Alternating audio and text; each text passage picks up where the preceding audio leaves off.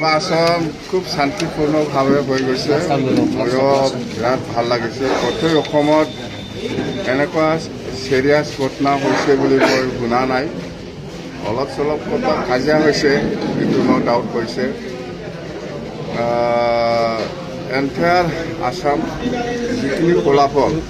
আমাৰ NDA ফালে দিছে আজিৰ দিনত 80+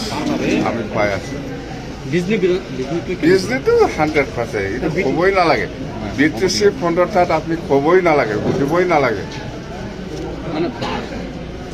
চুইপ মাৰিছে আমি চেঞ্চুৰী কি অভাৰঅল BTC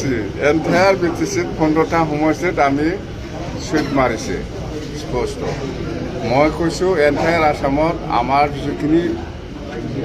এতিয়ালৈকে মই যিখিনি পাই আছোঁ 80+